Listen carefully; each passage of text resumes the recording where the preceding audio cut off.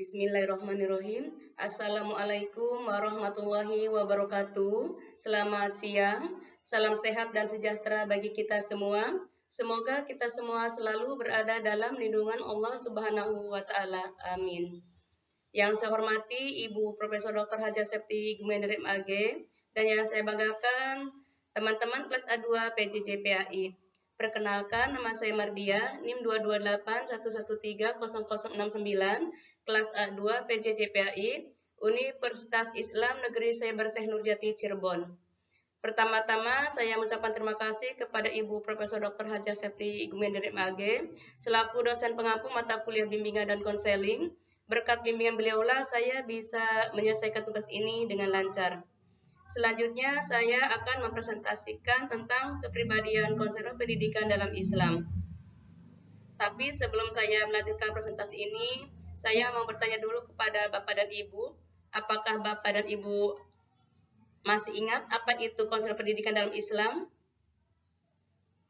Kalau Bapak dan Ibu lupa, baiklah akan saya ingatkan kembali apa itu konselor pendidikan dalam Islam.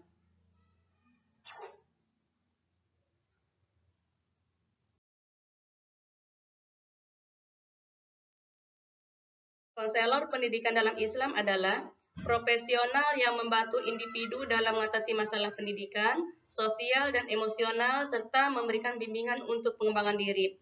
Pentingnya kepribadian konselor dalam konteks pendidikan Islam. Dalam Islam, konseling bukan hanya tentang memberikan nasihat, tetapi juga tentang membina karakter dan kepribadian yang baik. Kepribadian konselor yang baik akan menjadi teladan bagi kliennya.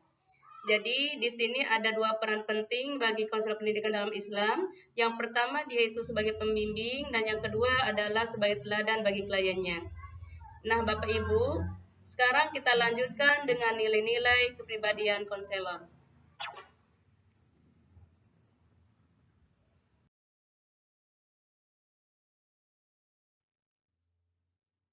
Nilai-nilai apa saja yang harus dimiliki oleh seorang konselor?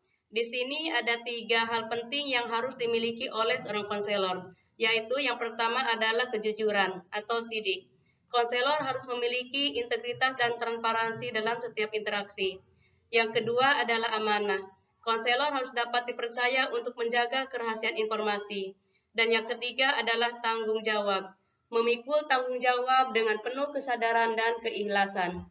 Sampai di sini ada yang mau ditanyakan? Kalau tidak ada, kita lanjutkan dengan peran dan fungsi konselor.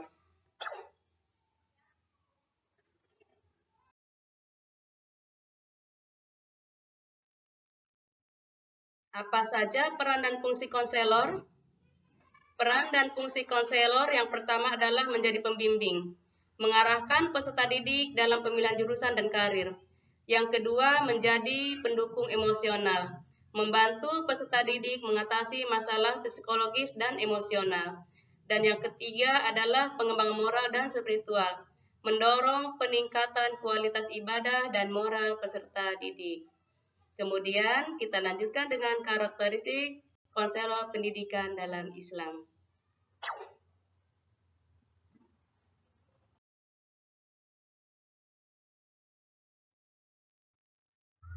Karakteristik kepribadian konselor dalam Islam adalah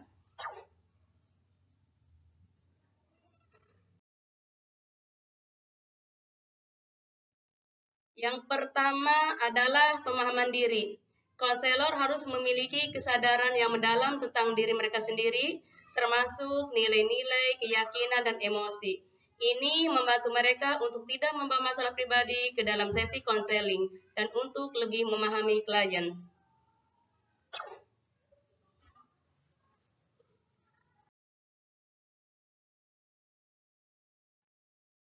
Yang kedua adalah pengetahuan dan keterampilan. Konselor harus memiliki pengetahuan yang kuat tentang teori-teori konseling, teknik-teknik yang efektif, serta keterampilan komunikasi yang baik. Ini termasuk kemampuan untuk mendengarkan secara aktif dan memberikan umpan balik yang konstruktif.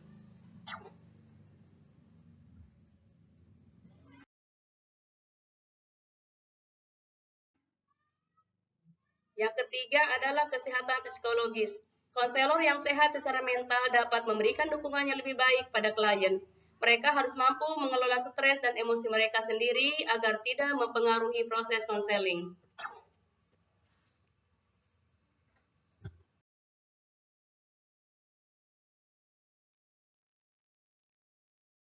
Yang keempat, dapat dipercaya.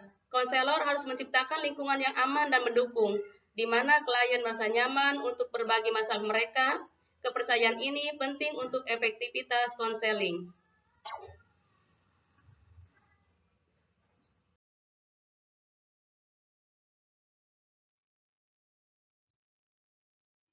Yang kelima adalah jujur dan transparan. Konselor harus bersikap jujur dan terbuka dalam interaksi mereka dengan klien. Kejujuran membantu membangun hubungan yang kuat dan otentik, serta meningkatkan kredibilitas konselor.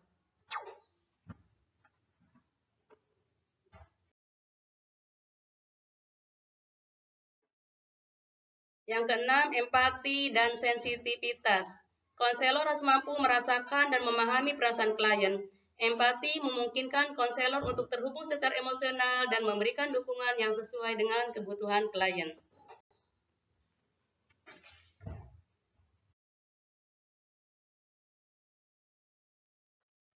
Yang ketujuh, sifat sabar dan responsif.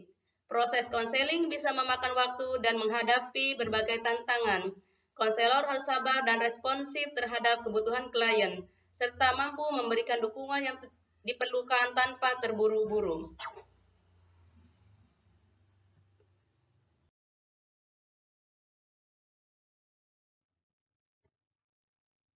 Yang kedelapan adalah kekuatan dan ketahanan. Konselor harus menunjukkan kekuatan dan ketahanan dalam menghadapi masalah. Mereka harus mampu membantu klien mengatasi kesulitan dan memberikan motivasi untuk terus maju.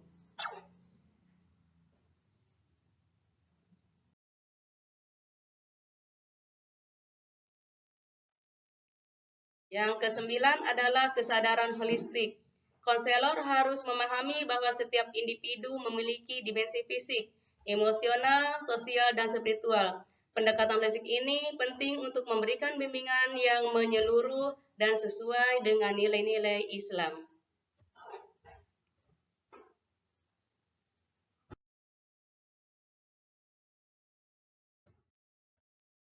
Jadi, kesimpulannya adalah bahwa kepribadian konselor yang baik sangat berpengaruh terhadap keberhasilan proses konseling. Konselor tidak hanya berperan sebagai pendidik, tetapi juga sebagai teladan bagi klien. Peran konselor dalam membimbing dan mendukung klien, konselor berfungsi untuk membantu klien mengatasi masalah, mengembangkan potensi, dan mencapai tujuan hidup yang lebih baik.